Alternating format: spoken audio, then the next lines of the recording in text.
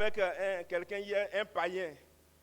Il dit les Européens ont manqué leur vie et c'est eux que vous copiez. Amen. Vous les copiez au travers de n'importe quoi. Les téléréalités, on copie les Européens. Ils ont manqué leur vie et c'est un païen qui me dit ça. Et ils ont manqué leur vie, ils ne savent même plus où ils en sont. Amen. Ils ne doivent pas être des modèles pour vous. Amen.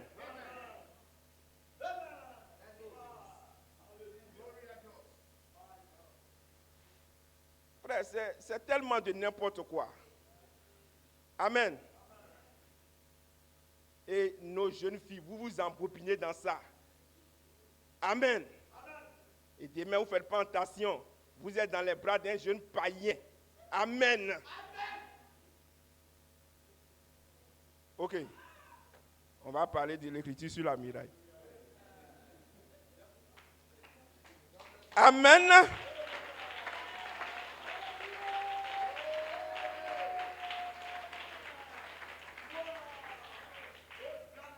Amen, frère. C'est pas grave. Tout ça, c'est mystère. Amen. Même si j'ai dit une seule phrase sur ce que je vais dire, et puis il m'en va, ce que je viens de dire là, c'est mystère aussi.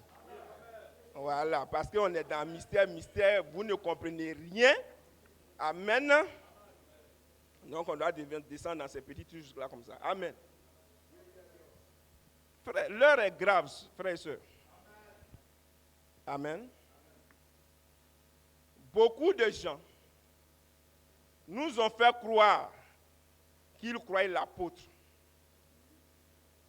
qu'ils croyaient le prophète. Il a laissé le prophète même de côté. Qu'ils croyaient l'apôtre. Mais chaque jour, on se rend compte qu'ils ne croyaient rien du tout.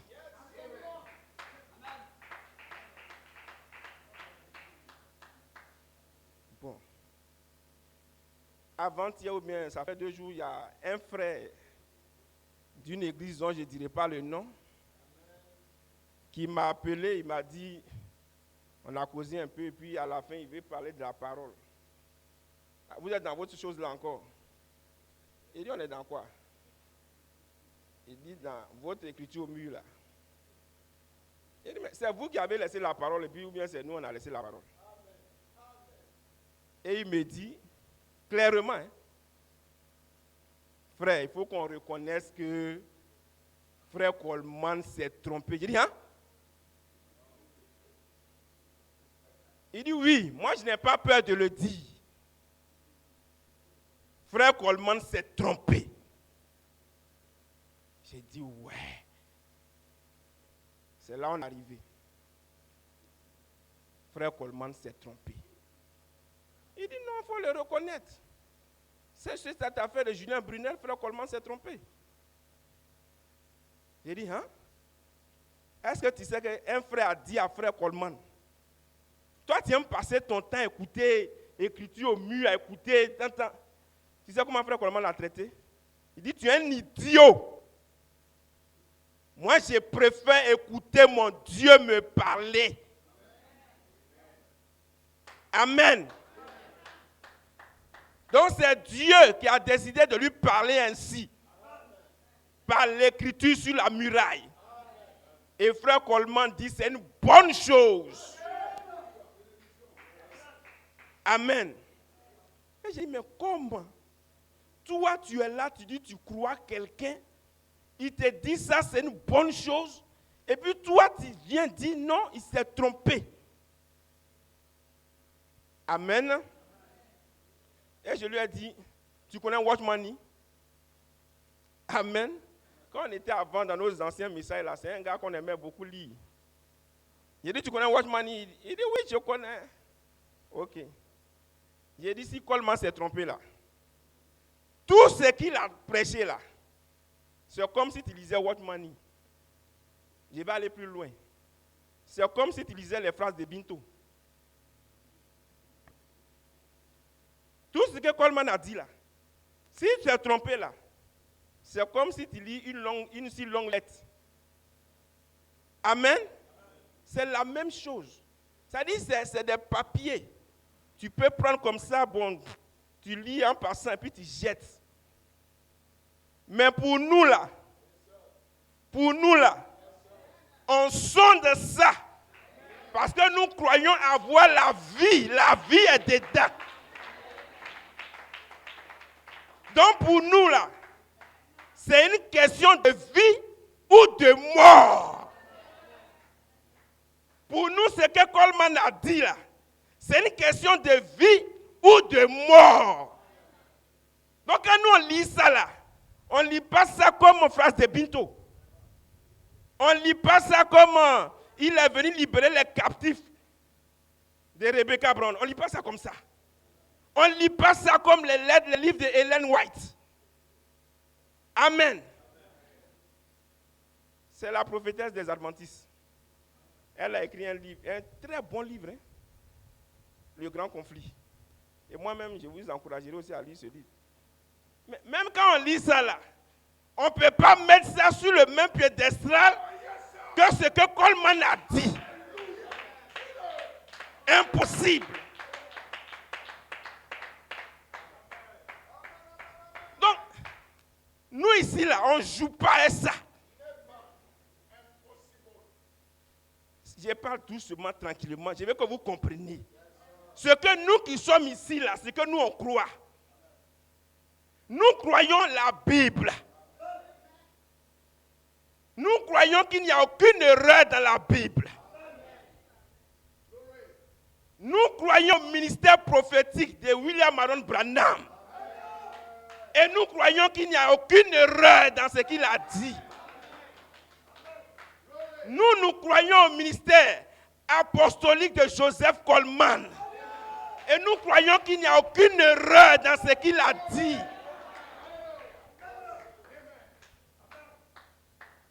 Amen. Depuis 1964 en général, jusqu'en 2011, ou depuis 1974 en particulier, jusqu'en 2011, tout ce qu'il a dit, c'était la parole.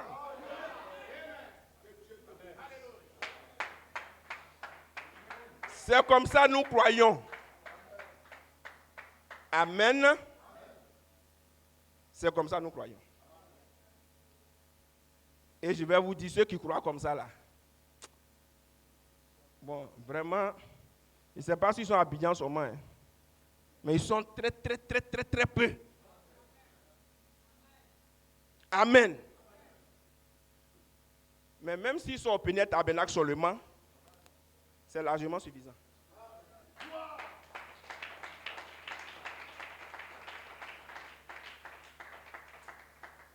En fait, je ne sais pas ce que... Ça dit, souvent les gens, quand ils regardent les trucs, ils disent, ah mais, vous êtes dans vos petits coins là, c'est vous, vous pensez que... Frère Branham, il était dans quel grand coin? Il était dans quel grand coin? Regardez où il est né. Il était dans quel grand coin? Ses parents, c'était qui? Son papa, un grand ivrogne. Amen. Mais son message là, c'est arrivé jusqu'à nous ici. Et d'ici aussi, un message peut quitter pour aller jusqu'à là-bas.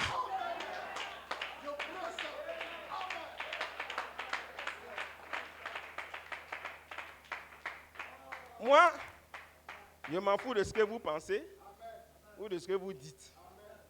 Amen. Moi, je suis là. Je ne connais pas grand homme de Dieu. Je ne connais pas.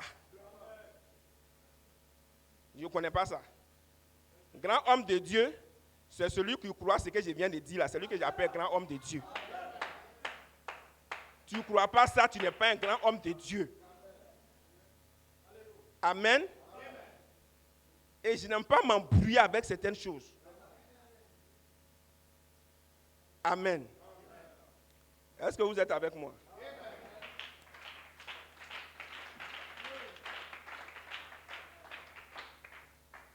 C'est doucement, doucement. Comme on est beaucoup là, il y a d'autres qui vont venir prêcher à puissance. Moi, je prêche doucement. Amen. Quand je suis monté ici, j'ai mis chronomètre. Donc, vos papiers là, gardez ça pour vous. Moi-même, j'ai mon papier ici. Amen. Moi, je ne comprends pas.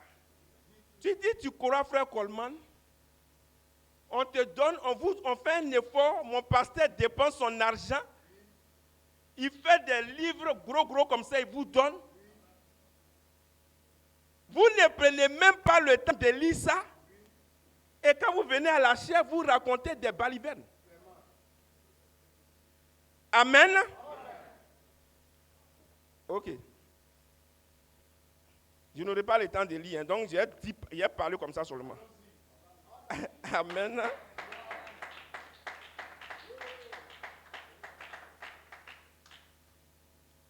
Alléluia. Ok. Commentaire de frère Coleman du 18 septembre 2011. Nous, on croit tout. Depuis 64 jusqu'à 2011, octobre. Tout ça, nous, on croit. Amen. Et je vous dis toujours, il y a une lignée de sang.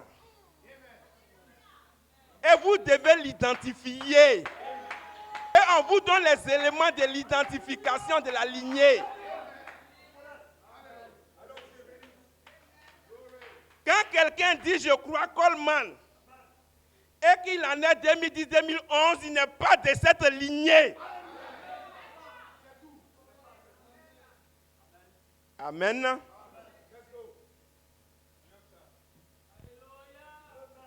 Bon. Commentaire du 10 septembre. Révélation du ministère de frère Coleman. Que Dieu vous bénisse richement, frère Coleman. Voici les différentes révélations que le Seigneur m'a données ce matin. L'ange lui-même.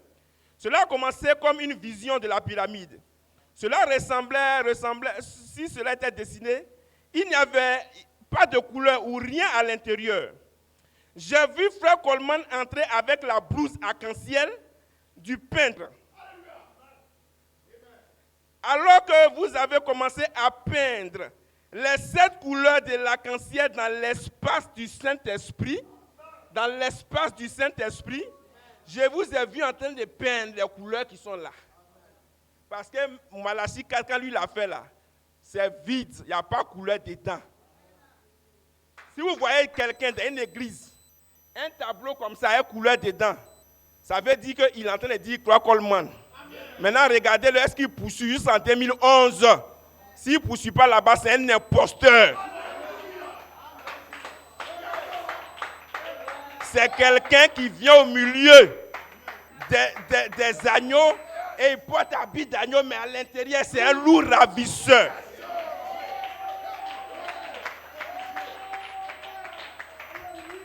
Le frère Amwako nous a envoyé une vidéo de quelqu'un qui a commencé à parler. Il voulait parler de la lignée des sangs. Il dit, nous savons qu'après les prophètes, on sait qu'il y a Joseph Coleman. Après Joseph Coleman, il y a eu Barouti. Barouti a eu 12 enfants, je suis dedans. Moi, cette lignée-là, je ne la connais pas. Hein. Moi, je ne la connais pas.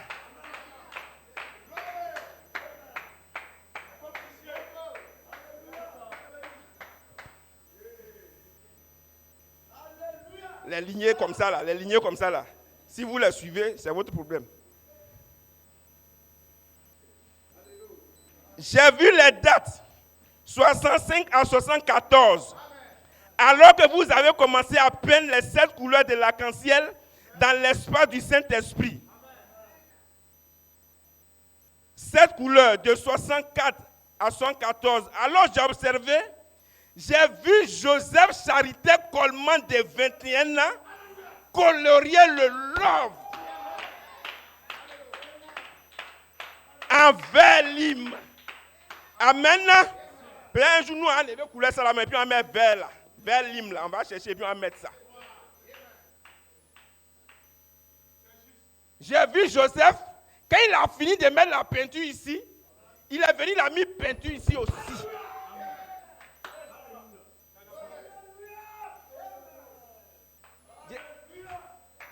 Mais on vous a lu toutes les citations possibles. Frère Coleman, il dit, Frère Coleman dit ici, il dit ici, c'est le corps physique de Jésus-Christ. C'est son corps corporel, son corps physique. Amen.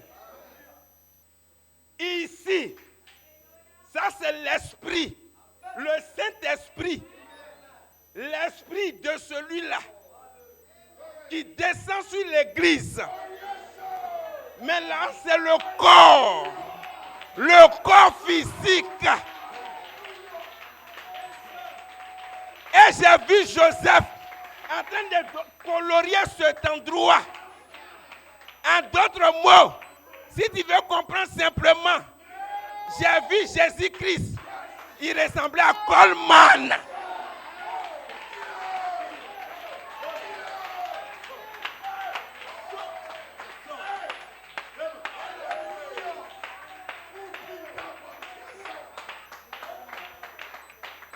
Ici, on a tout dit. Ici, c'est la résurrection, c'est l'adoption spirituelle. Mais ici, c'est l'adoption physique. Amen. Ici, c'est la résurrection physique. Et c'est un corps glorifié.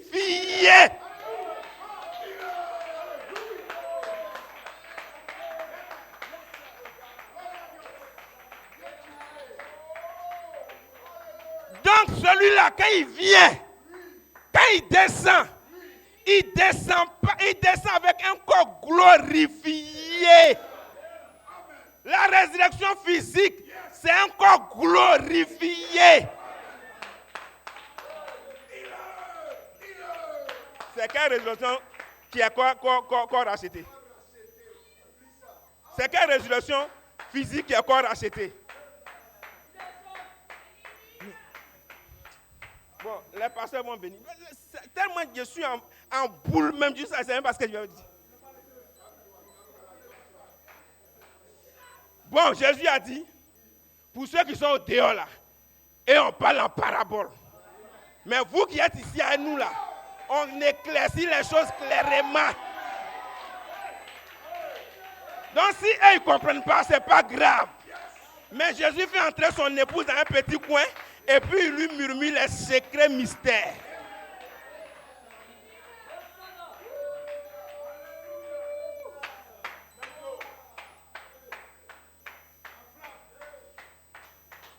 Alléluia. Frère Coleman dit.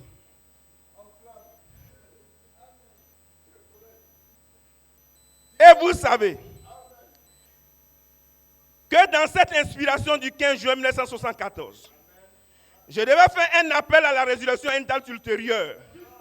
Et avec mon inspiration, ma révélation du message de frère Branham concernant l'adoption et dans le placement positionnel d'un fils pour l'adoption, j'ai toujours cru que j'allais vers un endroit où le Saint-Esprit m'appellerait pour me visiter avec un ange.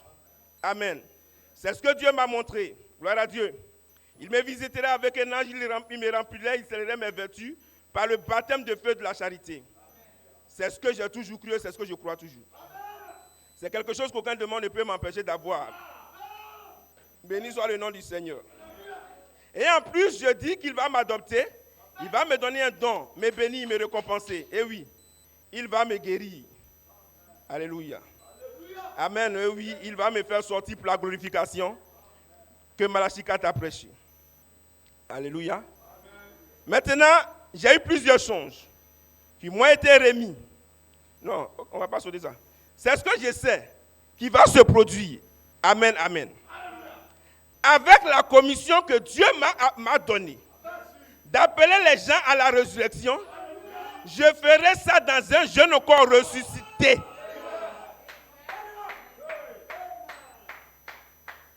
Je vais faire ça dans un jeune corps ressuscité. Amen. Alléluia. Je ne sais pas si Jésus, lui, il est ressuscité avec un corps racheté. Amen. Je ne sais pas. Ils veulent faire quoi aux Écritures? Amen. Il va le faire dans un corps ressuscité de 21 ans. Ce n'est pas un corps racheté.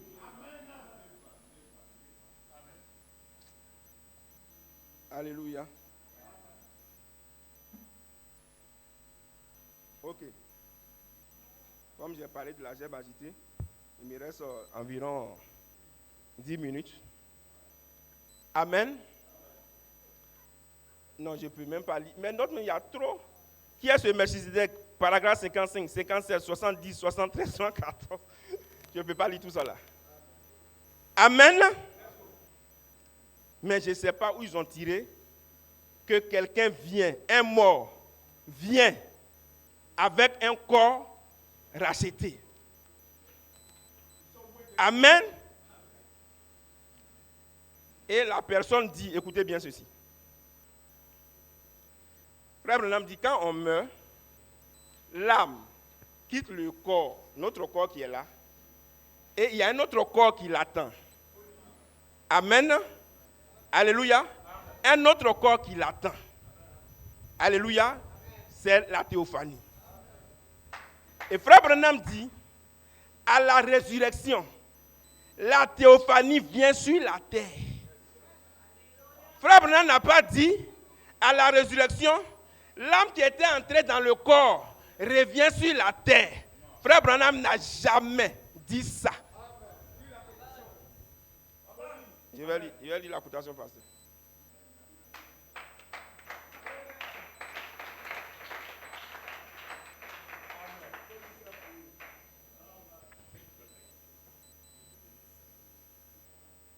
Écoutez, je vais lire, entendre sa voix. Amen. Je voulais lire directement qui est ce Melchisedec, mais tout ça, c'est la même chose. Et puis je réfléchissais, pas plus tard qu'hier, après être rentré chez nous, quelques minutes après m'être couché, je réfléchissais. Quand l'âme est sortie d'un homme, qu'en est-il? C'est son intérieur qui est parti. Il n'est pas mort. Il est toujours vivant. Il vit à jamais. Et nos bien-aimés qui sont passés de l'autre côté de ce voile, ils sont dans un corps dont nous ne savons pas ce que c'est. Ça n'a pas été révélé en 1958. Mais ce sera révélé parce que Malachika lui-même, il va voir ses corps. Tout est en 3 étapes. Il y a l'étape du corps mortel, du corps immortel et puis du corps glorifié. Amen. Bon, ok, on va sauter. Paragraphe 22. Et quand l'âme quitte le corps, elle part dans un lieu de repos. Dans un corps qui a la forme et la silhouette de ce corps-ci. Amen. Mais ce n'est pas ce genre de corps. Vous rencontrez vos bien-aimés. Vous ne pouvez pas leur serrer la main, vous leur parlez, vous pouvez même les regarder. Ils ont exactement l'apparence qu'ici. En effet, quand Pierre et Jean ont vu Moïse et Élie, ils les ont reconnus sur la montagne de la transfiguration. Donc, sur la montagne de la transfiguration, Moïse et Élie, Frère Branham dit, mais c'est un corps. Maintenant écoutez, Frère Branham dit, mais ensuite, ce corps-là, ce genre de corps céleste, quand il revient sur la terre, il reprend la substance dans laquelle il avait vécu, et c'est là qu'il devient un corps glorifié. Frère Branham dit, l'âme quitte le corps, il va dans un corps céleste. Il dit à la résurrection, là, c'est ce corps céleste avec tout ce qu'il y a à l'intérieur. Il n'a pas dit que l'âme qui était partie vers le corps quitte à nouveau le corps pour venir. C'est parce que Malachika a dit. Amen. Et puis le corps, lui, reste là-bas. Et quand il vient là, il va prendre maintenant la substance dans laquelle il est venu et ça devient un corps glorifié. Amen. Quand un mort ressuscite, il ressuscite avec un corps glorifié. Amen. Il ne laisse pas le corps céleste là-bas pour venir d'abord prendre un corps racheté et puis il va vivre avec nous sur la terre ici, tranquillement. Et puis un jour, il va venir, maintenant c'est par la parole.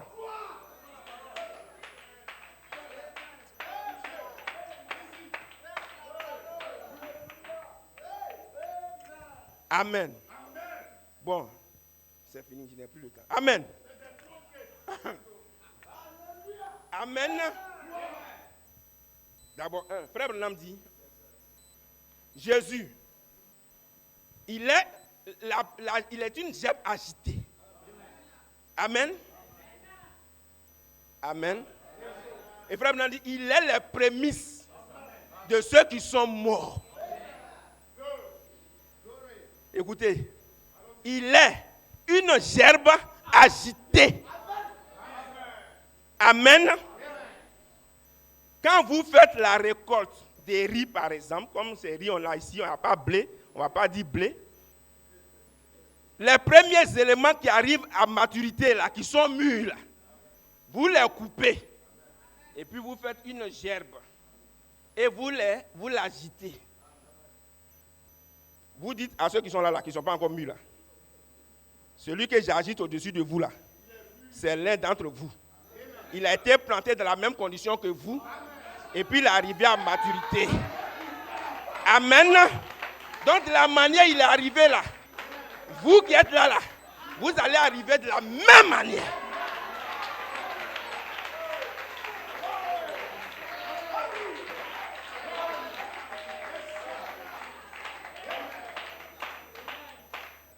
Jésus lui ressuscite dans un corps glorifié.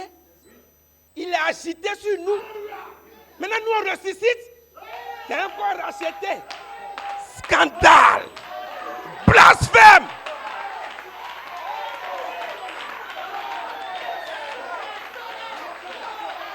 Blasphème.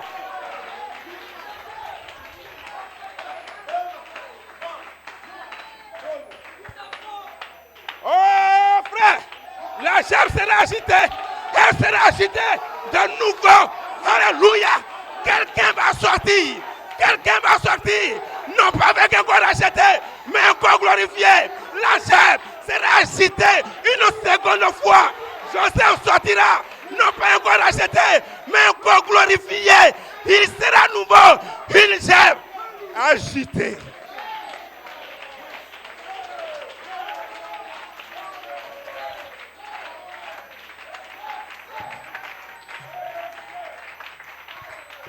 Je vais terminer là après. Alléluia.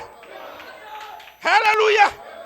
Parce que la gerbe, elle est agitée d'un côté et de l'autre. Au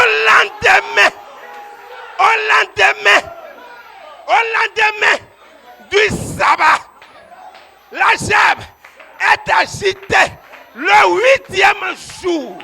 Quand il n'y a plus de temps, c'est en ce moment que la gerbe est agitée. À la plénitude de temps, une gerbe sera agitée. Joseph va sortir.